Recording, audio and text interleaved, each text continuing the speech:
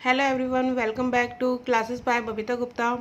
मैंने अब तक सीटेट और बीएड का कंटेंट आपके साथ शेयर किया है, इंग्लिश का कंटेंट शेयर किया है कि क्या इंपॉर्टेंस होती है और क्या इंपॉर्टेंट टॉपिक्स हैं और इंग्लिश को किस तरीके से पढ़ें, सीटेट में क्या कंटेंट पढ़ें, बीएड में क्या हम पढ़ रहे हैं, फर्स्ट ईयर में क्या पढ़ें, तो वो मैं आपके साथ शेयर कर रही हूँ। तो अब मैं बीएड सेकेंड ईयर के नोट्स आपके साथ शेयर करूँगी, क्योंकि अब जो बीएड सेकेंड ईयर के एग्ज़ाम्स आने वाले हैं एमडीयू, सीआरएसयू के तो उसमें क्या इंपॉर्टेंट टॉपिक्स रहते हैं, किस तरीके से उनको पढ़ें। देखिए एमसीक्यूज़ में आएंगे एग्ज़ाम्स, बट वो एमसीक्यूज़ में किस तरीके से आएंगे किसी को भी नहीं पता है, क्योंकि ये जैसे हमारे लिए नया है वैसे ही यूनिवर्सिटी के लिए भी नई चीज़ है।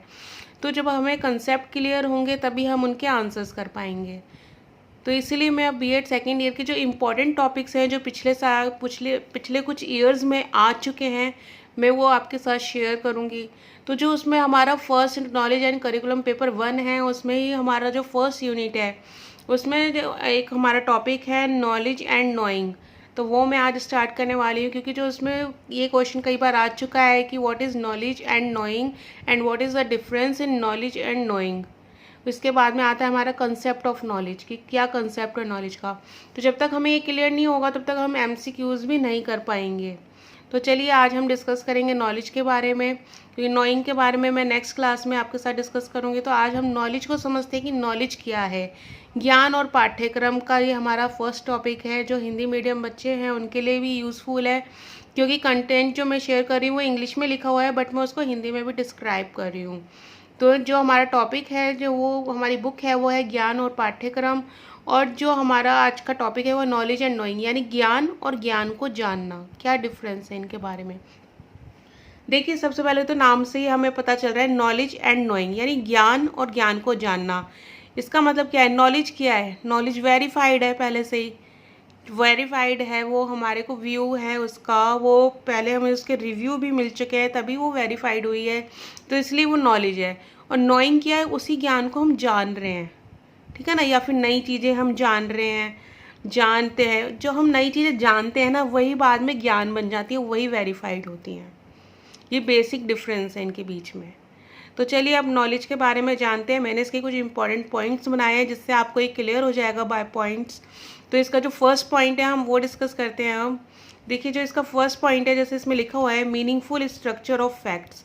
नॉलेज क्या है? मीनिंगफुल स्ट्रक्चर ऑफ फैक्ट्स, यानी इसमें जो है ना, व्यर्थ की कोई बातें नहीं होती है, एक मीनिंगफुल स्ट्रक्चर होता है इसका, जो जिसमें फैक्ट्स होते हैं। इसका मेन पॉइंट क्या है? फैक्ट्स, कि बिना फैक्ट्स की इसमें कोई भी चीज़ नहीं होती। कोई ऐसा नहीं है कि कोई भी बात हो रही है आपने उसको ज्ञान मान लिया, ऐसा नहीं होता।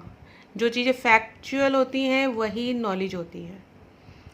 इसके बाद हमारा सेकंड पॉइंट आता है रिफ्लेक्ट्स ट्रूथ अबाउट रियलिटी, यानी जो नॉलेज है उसमें हमें क्या मिलता है? रिफ्लेक्शन मिलता है। किसका रिफ्लेक्शन मिलता है? ट्रूथ का, अबाउट रियलिटी, यानी जिंदगी की जो हमारी सच्चाई है, जो रियलिटी है, जो जो आसपास की सत्य घटनाएं हैं उस पर आधारित जो सच है वही हमें नॉलेज के द्वारा मिलता है, ठीक है। यही हमारा रिफ्लेक्ट्स ट्रूथ अबाउट रियलिटी। अब इसका थर्ड पॉइंट आता है हमारा wisdom is the outcome of the process realisation of reality, यानी इसका मतलब क्या है? विजडम इज द आउटकम, यानी विजडम क्या है? आउटकम है। हमें विजडम मिलती है किसमें? Of the process of realisation, किसके प्रोसेस में? कि किसी में एहसास होता है, हमें किस चीज़ का एहसास होता है? ऑफ रियलिटी, जो सच्चाई है हमें उसे उसका एहसास होता है। जब देखिए हमें किसी चीज़ के बारे में पता चलता है कि सच है ये चीज़, या ये फैक्चुअल चीज़ है, फैक्ट्स पे बनी हुई है, तो हमें क्या होता है? विजडम, कि उसके बारे में हम उस चीज़ को बोल सकते हैं। आज़ादी, एक बोलने की जो कहते हैं ना आज़ादी होती है, कि उस चीज़ की हमें आज़ादी होती है, वो क्योंकि जो हम बात बोल रहे हैं वो फैक्चुअल है, वो ऐसे ही नहीं कि हम कुछ भी बोल रहे हैं, वो रियलिटी पे बेस है, ठीक है ना। यही इस पॉइंट का मतलब है। अब नेक्स्ट पॉइंट है हमारा it is based both on information and knowledge. अभी देखिए जो नॉलेज है इसी के बारे में दिया हुआ है, किस पे बेस्ड होती है? हमारा जो पॉइंट है नॉलेज, वो किसके ऊपर बेस्ड होता है? इंफॉर्मेशन एंड नॉलेज, यानी कि जो हमें प्रीवियस इंफॉर्मेशंस मिली होती हैं उसी पे ज्ञान आधारित होता है। प्रीवियस नॉलेज और प्रीवियस ज्ञान, जो पिछला ज्ञान है वही आगे जुड़ के क्या बनता है, हमारे ज्ञान का आधार बनता है और उसी से आगे का ज्ञान निर्धारित होता है कि क्या उसमें बातें जुड़ेंगी। पर वो किस पे बेस्ड होती हैं, इन्फॉर्मेशन पे, जानकारी पे। तो नेक्स्ट पॉइंट इसके बाद आता है हमारा 5th point, knowledge has 3 terms. यानी नॉलेज की क्या है, 3 टर्म्स हैं। क्या वो 3 टर्म्स हैं, इन्फॉर्मेशन, नॉलेज एंड विजडम। यानी ये इंपॉर्टेंट कंसेप्ट है, इंपॉर्टेंट पॉइंट्स है। ये देखिए एमसीक्यूज में भी इस तरीके से आ सकता है, ठीक है ना, कि knowledge has 3 terms, information, knowledge and wisdom. क्या है देखिए, जो मैंने अभी आपके साथ डिस्कस किया था, इन्फॉर्मेशन हो गया एक, तो एक नॉलेज हो गया, ये क्या है, इसके की टर्म्स हैं। और विजडम यानी अगर हमें किसी भी चीज़ में इन्फॉर्मेशन मिल रही है, पीछे प्रीवियस नॉलेज मिल रही है, जो पिछला ज्ञान है हमारा, विजडम है, यानी कि वो उसमें हमें आज़ादी है। आज़ादी देखिए अभी मैंने बताया था, विजडम का मतलब क्या होता है, विजडम का मतलब आज़ादी। आज़ादी किस चीज़ की, बोलने की। और वो हम देखिए कोई भी बात तभी बोलते हैं जब वो फैक्ट पे आधारित होती है, वो रियलिटी पे आधारित होती हैं। तो ये क्या है, 3 की टर्म्स हैं ये, इन्फॉर्मेशन, नॉलेज एंड विजडम। इसके बाद में नेक्स्ट पॉइंट है, information is related to facts which form data. इसका मतलब क्या है, information is related to facts, यानी जो इन्फॉर्मेशन है वो किससे रिलेटेड है, वो फैक्ट्स से।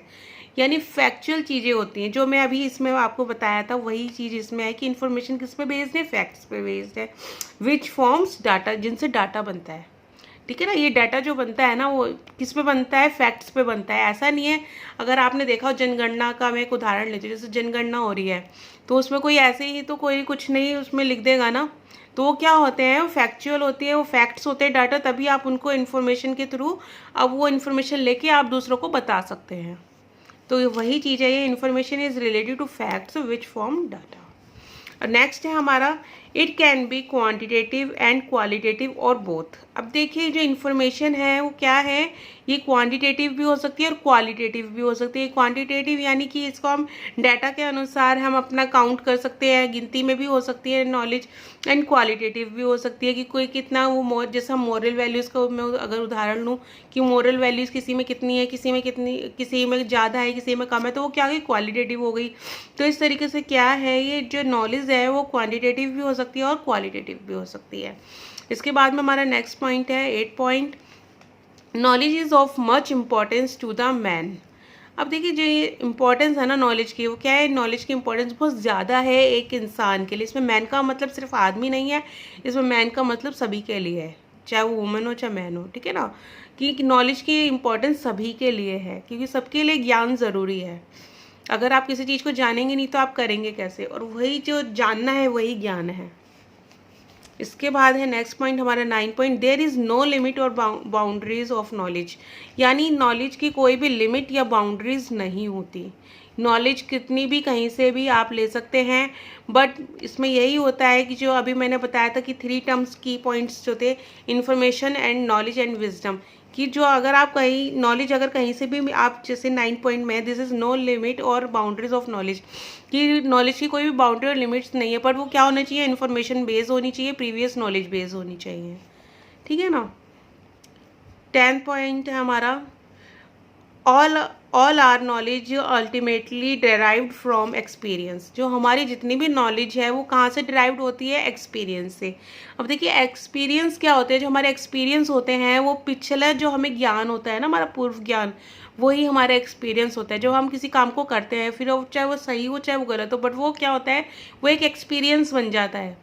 तो इसी तरह से क्या है ये, all our knowledge ultimately derive from experience. जितनी भी हमारी नॉलेज है वो कहाँ से निकलती है, वो प्रीवियस एक्सपीरियंस से के बेस पे होती है, ठीक है ना, वहीं से आती है। अब इसको मिले मैंने एक डिफाइन भी आपके लिए, जिससे आप इजीली आप इसको समझ सकते हैं, वो मैंने लिखी है यहाँ पे। According to Spencer, knowledge is a complete unified system of thoughts. अब देखिए इसमें क्या है, स्पेंसर जो है हमारे वो क्या कहते हैं, knowledge is a complete unified system, यानी कंप्लीट यूनिफाइड सिस्टम, अलग अलग चीज़ों से मिलकर जो बनता है, यूनिफाइड सिस्टम ऑफ थॉट्स, यानी जो थॉट्स हैं, अलग अलग थॉट्स हैं, उनसे मिलकर जो इसमें हमारा पूर्व ज्ञान है, पूर्व इन्फॉर्मेशंस हैं और हमारी नॉलेज है, वो सब मिलकर वो क्या करते हैं, एक कंप्लीट नॉलेज बनाते हैं। तो ये नॉलेज का कॉन्सेप्ट है। इसके मैंने की टर्म्स आपके साथ शेयर किए, 10 पॉइंट्स शेयर किए, जो इंपॉर्टेंट पॉइंट्स, इनमें देखिए किसी भी तरीके से MCQ आ सकता है, बट अगर जब आपको ये चीज़ क्लियर होगी, मेन पॉइंट्स क्लियर होंगे, कंसेप्ट क्लियर होगा, तभी उसका आंसर कर पाएंगे। तो आज मैंने आपके साथ ये बीएड सेकेंड ईयर का फर्स्ट टॉपिक शेयर किया है। नॉलेज के बारे में मैंने शेयर किया कि क्या होती है नॉलेज। अब जो नेक्स्ट मैं आपके साथ शेयर करूँगी वो करूँगी नोइंग के बारे में, कि नोइंग क्या होता है, ज्ञान को जानना क्या होता है, उसके लिए क्या की टर्म्स होते हैं। तो मिलती हूँ नेक्स्ट वीडियो में, और वीडियो को लाइक सब्सक्राइब ज़रूर करें, शेयर करें, दूसरों के साथ भी ये नॉलेज को बांटें। जो बीएड सेकेंड ईयर के बच्चे हैं उनके साथ इस नॉलेज को बांटें, ताकि वो इसको पढ़ सकें, इसको सुन सकें और इसको तैयार कर सकें। तो मिलते हैं नेक्स्ट वीडियो में। Thank you.